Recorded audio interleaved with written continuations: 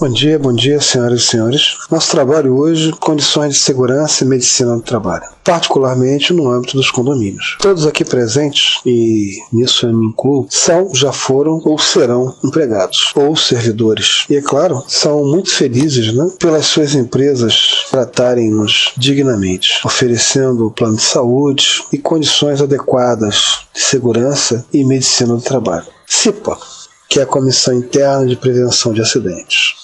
Mais recentemente, com as alterações nas normas reguladoras, se um condomínio tiver 51 empregados, ele já precisa ter CIPA. Até 50, a lei diz que ele não precisa ter uma comissão interna de prevenção de acidentes, mas precisa designar um funcionário para que esse faça o curso de prevenção de acidentes e ele monitore o trabalho no condomínio. Atividades insalubres. O contato com lixo urbano, esse lixo biológico, que nem sempre é só isso que tem no condomínio, o Sindicato dos Empregados do Edifício do Município do Rio de Janeiro e o Secov Rio estabelecem o pagamento do adicional de manuseio de lixo, no valor de 20% do salário mínimo nacional, para todos aqueles que trabalharem nas lixeiras. É claro que o empregado que recolhe garrafas no andar, caixa de papelão, que varre, esse aí não recebe, isso está descrito nas convenções coletivas. Os equipamentos de proteção individual. O condomínio e as empresas são obrigados a fornecer gratuitamente esses equipamentos mediante protocolo a todos os seus funcionários. Existem equipamentos que são para aqueles que trabalham movimentando agentes biológicos e na limpeza geral, e existem equipamentos para os empregados como um todo que eles devem ter. Deve existir vestuários. Devem ter vestuários adequados para os empregados trocarem de roupa. E para aqueles funcionários que trabalhem em áreas insalubres, o armário deve ser duplo, para separar a roupa que ele usou no ambiente insalubre da roupa que ele vai vestir para ir para casa. Senão não adianta nada ele tomar banho, e ter a roupa guardada, a roupa que ele vai vestir para sair para a casa dele, está guardada no mesmo lugar onde ele guarda o macacão que ele trabalhou na lixeira e a bota que ele trabalhou na lixeira. Vai contaminar tudo da mesma maneira. Então os armários devem ser separados. Devem haver refeitórios, local adequado para o funcionário fazer a sua refeição. Isso aí acho que não preciso nem tecer muitos detalhes, Condições sanitárias, o banheiro. E por fim, é necessário que em todos esses locais existam os extintores de incêndio. O extintor de incêndio não tem que estar só lá na garagem, nos andares, na portaria. Ele tem que estar nos locais também onde os empregados se alimentam, trocam de roupa e tomam banho. Vamos tratar do PCMSO, Programa de Controle Médico de Saúde Ocupacional. Isso é uma coisa muito boa. Nenhum empregado pode ser admitido sem fazer o exame de saúde admissional, que é para cumprir o ASO, que é o que determina a norma reguladora 7. Eu conheço vários condomínios que não fazem, apesar de quando você dispensa o empregado, você tem que homologá-lo, quer no sindicato ou no Ministério do Trabalho. Ser necessária a apresentação do atestado médico de saúde ocupacional demissional, muitos condomínios pagam ao médico do trabalho independente, ele faz o exame de saúde demissional e o assunto está encerrado. Não está não. Você conseguiu ludibriar uma parte da lei. Mas se alguma coisa acontecer, tipo uma fiscalização, e ela comprovar que você não tem uma empresa contratada para fazer o PCMSO dos seus funcionários contínuo, ou seja, ela faz o admissional, depois faz exames regulares periódicos anualmente, tem a ficha de todos os seus funcionários, das condições em que eles estão.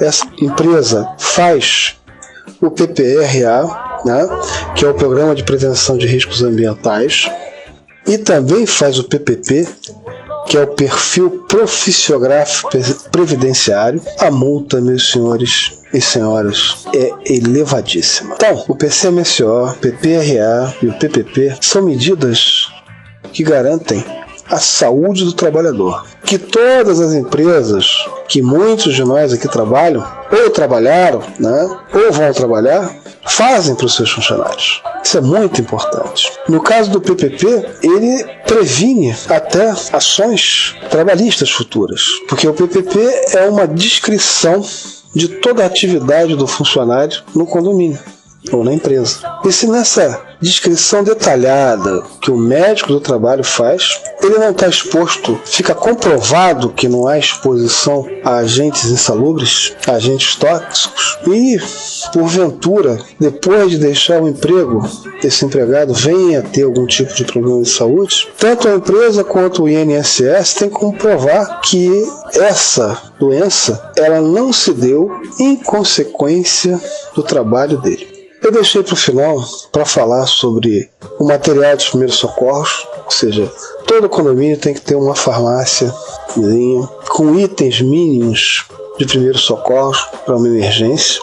Como a gente tem em casa, todo mundo tem em casa um kit lá de primeiros socorros. E o CAT, que é a comunicação de acidente de trabalho.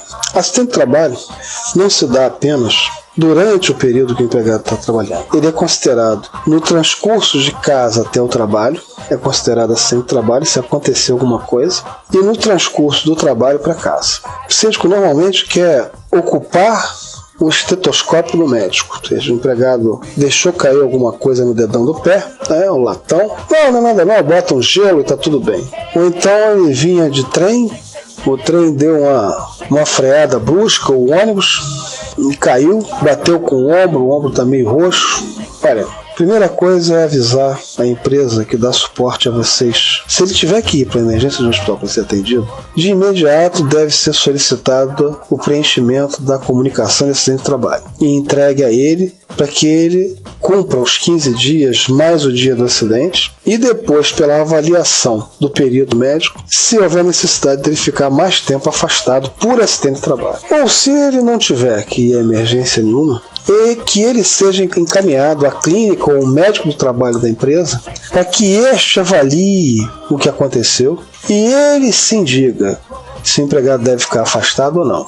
Ninguém, além do médico, deve tomar qualquer tipo de iniciativa. Não, é só um arranhão, foi só uma batidinha. Não. Encaminhe para o médico para ele decidir. Se ele considerar que é necessário afastar, que ele fique afastado. Por que a importância da comunicação de acidente de trabalho? Porque existe uma diferença considerável. Se o empregado ficar afastado do trabalho, doença é uma coisa. Se ele ficar afastado do trabalho, acidente de trabalho é outra coisa. Os direitos dele são diferentes. Agora, se o empregado se acidentar e você deixar que ele fique afastado como se fosse doença, isso gera consequências severas para o condomínio ou para a empresa que fizer isso. Então, se o seu empregado se arranhar ou indo para o trabalho, ou no trabalho, ou voltando do trabalho para casa, encaminhe para o médico do trabalho ou para a clínica, se não houver, e faça o procedimento da comunicação de acidente de trabalho. Espero mais uma vez ter elucidado as dúvidas de todos os senhores. Se alguma coisa for necessária acrescentar, eu posso tirar as dúvidas daqui a pouco, algumas delas, ou também podem acessar o nosso site, cidromonassociados.com.br, e lá vão encontrar um material farto para esclarecimento. Bom dia, bom fim de semana, né? Lá fora está ensolarado, e muito obrigado.